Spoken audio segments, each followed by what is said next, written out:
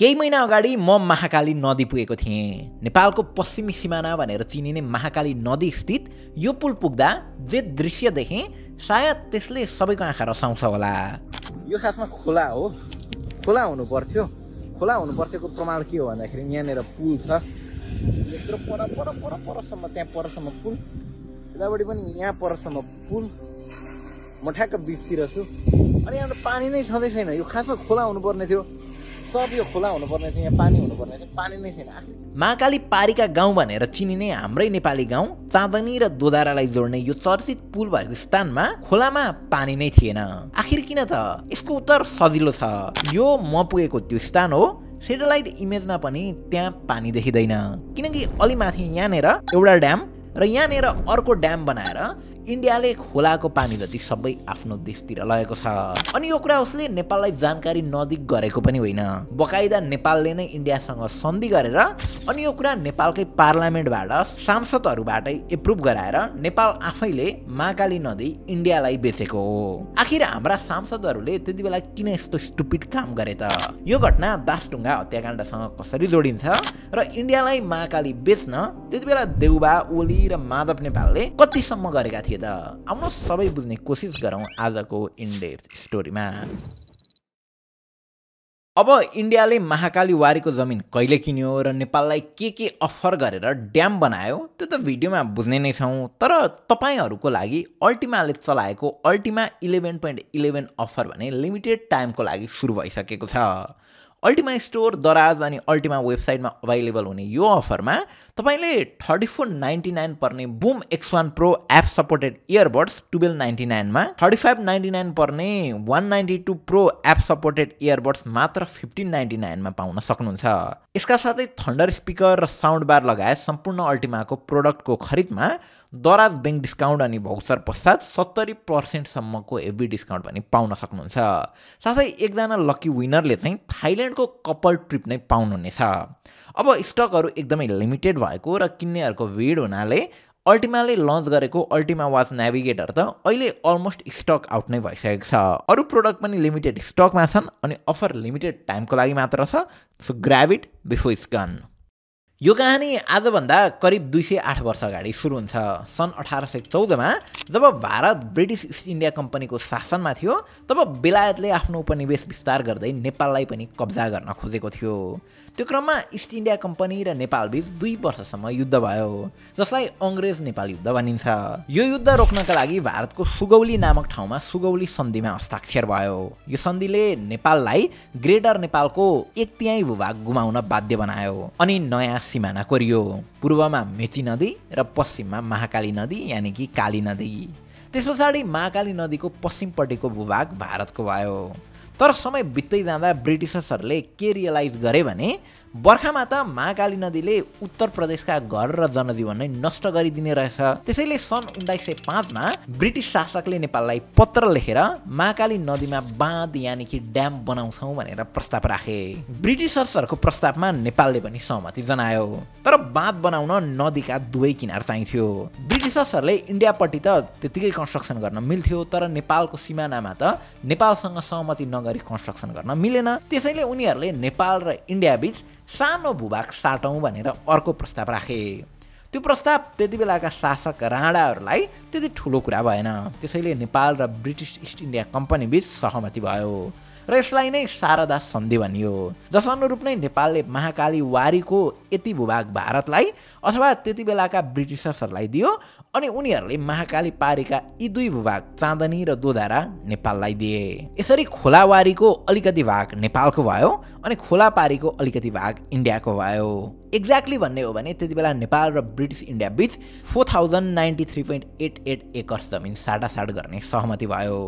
यसरी जमिन साटे पछाडि इस्ट इन्डिया कम्पनीलाई दुवैतिरको रिभर बैंक युज गरेर त्यहाँ कन्स्ट्रक्सन गर्न सजिलो भयो। सुरुमा त उनीहरूले त्यहाँ पानी रोक्नको निम्ति ड्याम बनाए अनि साइडमा नेपाल र इन्डिया दुवैतिर पानी जाने क्यानल बनाए। बर्खायाममा त्यहाँ ड्याम थुनिन्थ्यो र बिस्तारै सुक्खा मौसममा त्यसलाई खोलिन्थ्यो। यसो गर्दा उत्तर प्रदेशका जनतालाई पनि सहज भयो र दुवै देशलाई इरिगेसन गर्न पनि पर्याप्त पानी भयो। अब त्यो सन्धिमा थप अर्को कुरा पनि के लेखिएको थियो भने नदीमा दुवै देशले कुनै पनि संरचना बनाउँदा एक अर्कासँग अनुमति लिनुपर्नेछ। अब यिनै सहमति अनुसार सबै कुरा चल्दै गयो। लामो समयसम्म त्यहाँ खासै केही विवाद भएन। पछि सन् 1947 मा भारत स्वतन्त्र भयो र ब्रिटिस इस्ट इन्डिया कम्पनीको शासन अन्त्य भयो। यता नेपालमा पनि राजनीतिक परिवर्तन हुँदै राणा शासन अन्त्य भयो अनि प्रजातन्त्र आयो। फेरि विक्रमसम्म 2017 सालमा राजा महेन्द्रले कु गरेर पञ्चायतको सुरुवात गरे, जुन पछि 2046 सालमा गएर अन्त्य भयो। यता नेपालमा राजनीतिक परिवर्तन भइरहँदा भारतले हाम्रो अस्थिर अवस्थाको फाइदा उठाउँदै पुराना सम्झौता तोड्न थाल्यो। सबैभन्दा पहिला उसले शारदा बाँधको उत्तरपट्टि यानि कि अझै माथि टनकपुर बाँध बनाउन सुरु गर्यो। अनि जब नेपालले पुरानो सम्झौताको कुरा उठायो तब भारतले यो भूमि त हाम्रै हो नि, तिमीहरूले प्रश्न गर्नुपर्ने औचित्य नै छैन, पहिले साटेको बिर्स्यौ भनेर भनिदियो। यो कुरालाई अलिक प्र्याक्टिकल वेमा बुझ्ने कोसिस गरौँ है त। जस्तै दुईटा गाउँ जोड्ने एउटा सामान्य खोला छ अरे, अनि दुईटा गाउँको बिचमा यहाँनिर बाँध बनाएर माछा मार्ने अथवा पौडी खेल्ने पोखरी जस्तो केही बनाइयो रे। तर अलि समय पछाडि एउटा गाउँका मान्छेले चाहिँ त्यो पोखरी भन्दा अलि माथि नै पानी थुनेर अर्को पोखरी बनाइदिए रे। भनेपछि त तल्लो पोखरीमा पानी नै नजाने भयो, त्यही माथि रोकियो, अनि माथिल्लो पोखरी जसले बनायो उसले मात्र प्रयोग गर्न पाउने भयो। हो, नेपाल र भारत बीचमा पनि त्यही नै भएको हो। भारतले शारदा बाँध भन्दा अलि माथि टनकपुर बाँध बनायो र पानी जति सबै त्यही रोकेर आफ्नोपट्टि लगिदियो। अनि यसमा उसले नेपालसँग केही पर्मिसन लिन पनि लिएन। अनि अझै 2.9 हेक्टर जमिन भारतले अतिक्रमण समेत गरिदियो। अब यो कुरा त्यति बेला नेपालमा मजाले विरोध भयो, तर भारतले वास्ता गरेन। अब विक्रमसम्म 2047 सालमा कृष्णप्रसाद भट्टराई नेपालको प्रधानमन्त्री थिए। उनले संविधानमा धारा 126 ल्याइदिए, जसअनुरूप नेपाल र अन्य देशबीच कुनै पनि द्विपक्षीय सम्झौता संसदको 2/3 बहुमतले पारित हुनु पर्थ्यो। यसले प्रधानमन्त्रीले राष्ट्रको नाममा लुकेर साइलेन्टली सम्झौता गर्न नपाउने व्यवस्था गरिदियो। अब अर्को वर्ष गिरिजाप्रसाद कोइराला नेपालको प्रधानमन्त्री बने। प्रधानमन्त्री बनेसँगै भारत त जानै पर्यो। नेपालमा भारतले महाकाली मिचेको विषयमा विवाद भइरहँदा उनी भारत गएका थिए। अब सबैलाई त्यति बेला उनी नेपालको पक्षमा उभिनेछन्, महाकालीको विषयलाई दरोसँग उठाएर आउनेछन् भन्ने लागेको थियो। तर स्याडली त्यस्तो भएन। बरु उल्टै भारतले उनलाई एउटा प्रस्ताव राख्यो। भारतले भन्यो त्यो महाकालीको विवादित जमिनको विषयमा धेरै टाउको नदुखाऊ, हामीलाई देऊ, हामी हाइड्रो पावर बनाएर बरु अलिकति विद्युत नेपाललाई पनि दिन्छौँ भनेर भन्यो। गिरिजाप्रसाद कोइरालाले भारतको त्यो प्रस्ताव स्वीकारेर त्यो सम्झौता पत्रमा हस्ताक्षर गरिदिए। त्यसपश्चात त्यो विवादित जमिन पनि नेपालकै अनुमतिमा भारतको बन्यो र नेपालले 120 मेगावाटको त्यो आयोजनाबाट करिब 6.65% मात्र विद्युत पाउने भयो।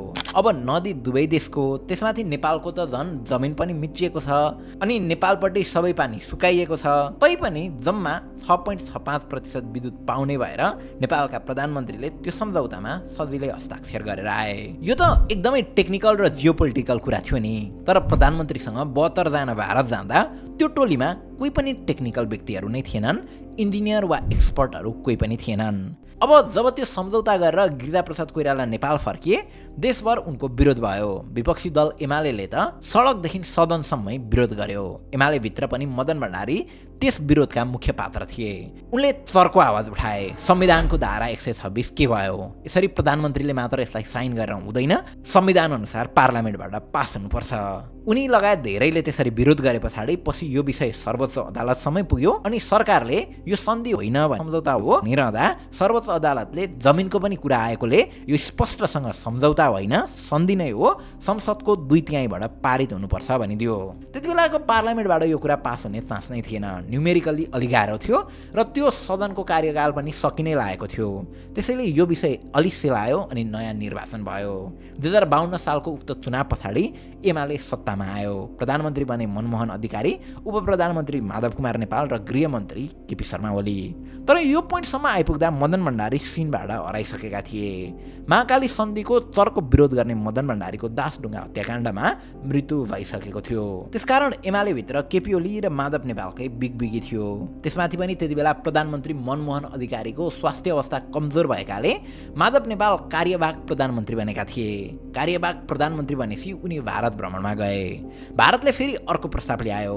अब महाकालीको विवादले धेरै झ्याउ गरिसक्यो, बरु यो शारदा, टनकपुर र पञ्चेश्वर सबैलाई समेटेर प्याकेजमा महाकाली सन्धि गरौँ न भनेर भन्यो।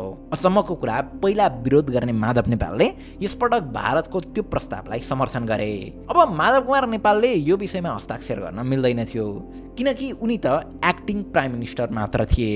अब माधव नेपाल भारत गएर फर्किएपछि एमाले दुई धारमा विभाजित भयो। शीर्ष नेताहरू मनमोहन अधिकारी, माधव कुमार नेपाल, केपी शर्मा ओली र सबैले महाकाली सन्धिमा समर्थन जनाए। वामदेव गौतम, सीपी मैनाली लगायत यसको विरोधमा उत्रिए। एमाले भित्र बढ्दै गरेको विवादका कारण बीचमै संसद विघटन भयो र मध्यावधि निर्वाचन भयो। अनि निर्वाचन पश्चात प्रधानमन्त्री भने नेपाली कांग्रेसका दाइ शेरबहादुर देउवा। कांग्रेस पहिल्यैबाट महाकाली सन्धिको पक्षमा थियो। अब अझ अहिले त प्रधानमन्त्री नै कांग्रेस भए पछाडि भारतले फेरि त्यही प्रस्ताव शेरबहादुर देउवालाई सुनायो र विक्रमसम्म 2052 साल माघ 29 गते नेपालका प्रधानमन्त्री शेरबहादुर देउवा र भारतका प्रधानमन्त्री पीवी नरसिंह राव बीच महाकाली सन्धिमा हस्ताक्षर भयो। अब बुदागत रूपमै उक्त सन्धिलाई हेरौँ है त। उक्त सन्धिमा नेपालले वर्षायाममा 28.35 मिटर क्युब पर सेकेन्ड र सुखायाममा 4.25 मिटर क्युब पर सेकेन्ड पानी पाउँछ भनिएको थियो। अब महाकाली नदीको प्रभाव वर्षायाममा 1580 मिटर क्युब पर सेकेन्ड र सुखायाममा 150 मिटर क्युब पर सेकेन्ड छ। अब यसरी चार्टमा हेर्ने हो भने यसको आधारमा नेपालले वर्षायाममा नदीको जम्मा 1.8% पानी र सुखायाममा जम्मा 5.6% पानी पाउने देखियो। त्यस्तै पर्यावरण बचाउनको लागि भनेर 1% पानी चाहिँ खोलामै छाड्ने भनियो र बाँकी सबै कसको भयो? भारतको भयो। अब यस्तो हावादारी बुदाहरूमा देउवाले हस्ताक्षर गरेर आए। त्यस्तै त्यसमा अर्को बुदा पनि के छ भने इरिगेसनका निम्ति 10 मिटर क्युब पर सेकेन्ड पानी चाहिँ महाकाली पारीका नेपाली गाउँ चाँदनी र दोदारालाई दिने भनियो। तर दुःखद कुरा त्यो सम्झौता भएको यत्रो वर्ष पछाडि पनि त्यो ठाउँका नेपालीले सम्झौता अनुसारको पानी पाएकै छैनन्। त्यस्तै यही महाकाली सन्धिमा गिरिजाप्रसाद कोइरालाले साइन गरेको टनकपुर विद्युत आयोजना जसबाट नेपालले 6.65% बिजुली पाउँछ भनिएको थियो त्यसलाई पनि यसमै समावेश गरियो। त्यस्तै त्यही महाकाली सन्धिकै प्याकेजमा भारतले टनकपुर जलविद्युत आयोजना पनि समावेश गरेको थियो जुन अहिलेसम्म पनि सुरु हुन सकेकै छैन। जे होस् यी सबै कुराहरू समेटिएको महाकाली सन्धिमा नेपालका प्रधानमन्त्री शेरबहादुर देउवाले हस्ताक्षर गरेर आउँछन्। तर अगेन 2047 सालको संविधानको धारा 126 अनुसार यो सन्धि कार्यान्वयन हुन संसदको 2/3 पारित हुनै पर्थ्यो। अब देउवाले नै साइन गरेर आए पछाडि कांग्रेसले त समर्थन गर्ने भइहाल्यो, तर यसलाई पास गर्न नै चाहिँ एमालेको पनि समर्थन चाहिन्थ्यो। तर यो विषयलाई लिएर एमाले भने डिभाइडेड थियो, दुई धारमा विभाजित थियो। एमालेका केपी ओली र माधव नेपाल त पछिल्लो समय यो सन्धिको समर्थनमै थिए, तर वामदेव गौतम, सीपी मैनाली लगायत भने यसको विरोधमा थिए। अनि कुनै समय एमाले भित्र चर्को विरोध गरेका मदन भण्डारीको हत्या भइसकेको थियो। अब महाकालीको सन्धिमा पार्लियामेन्टमा डिस्कसन हुने भए पछाडि यसको पक्षमा भोट गर्ने कि विपक्षमा भोट गर्ने भनेर सुरुमा एमाले भित्र छलफल भयो। नेकपा एमालेले 28 चैत्र 2052 केपी ओलीको संयोजकत्वमा महाकाली सन्धि अध्ययन कार्यदल गठन गरेको थियो। ओली कार्यदलले महाकाली सन्धि सुधारसहित पारित हुनुपर्ने प्रतिवेदन बुझाएको थियो। त्यस पछाडि 4 असोज 2053 सन्धिबारे पार्लियामेन्टमा के गर्ने भन्ने बारेमा एमाले भित्र आन्तरिक मतदान गरिएको थियो। मतदानमा सन्धिका पक्ष विपक्षमा 17 मत परेको थियो। त्यतिबेला पार्टी अध्यक्ष मनमोहन अधिकारी हस्पिटलमै थिए, त्यसैले उनको वैकल्पिकको रूपमा देवराज घिम्रेले सन्धिको पक्षमा भोट हालेका थिए। तिनी देवराज घिम्रे भर्खरै विघटन भएको प्रतिनिधि सभाको अध्यक्ष हुन्। यसरी हस्पिटलमा भएको मान्छेको भोट अर्कै व्यक्तिलाई हाल्न लगाइयो अनि पछि तुलसीलाल अमात्यको मत बदर गरी सन्धिको पक्षमा 17 र विपक्षमा 16 मत भएको देखाइयो। सोही अनुरूप नेकपा एमालेले सदनमा महाकाली सन्धिको पक्षमा मतदान गर्यो अनि यसरी 2054 साल असोज 4 गते महाकाली सन्धि संसदको 2/3 बहुमतले पारित भयो। त्यतिबेला नेपाली जनतालाई जोक्याउन नेताहरूले ठुलठुला भाषण गरेका थिए। ओलीले नेपालले अब वार्षिक 1 खर्ब 20 अर्ब पाउँछ भनेका थिए। माधव नेपालले सेटेलाइटबाट बिजुली आउँछ भनेका थिए अनि पशुपति शर्माले पश्चिमबाट सूर्य उदाउँछ भनेका थिए। अब अहिले महाकाली सन्धि भएको 30 वर्ष बितिसक्दा नेपालले नेताहरूले भने जस्तै न त प्रति वर्ष 120 अर्ब कमाएको छ न त सूर्य पश्चिमबाट नै उदाएको छ। बरु उल्टै हाम्रै खोलाहरू हाम्रै पानीहरूमा भारतले कब्जा जमाएको छ अनि महाकाली आसपासका बासिन्दाहरूको जीवन कष्टकर बनेको छ।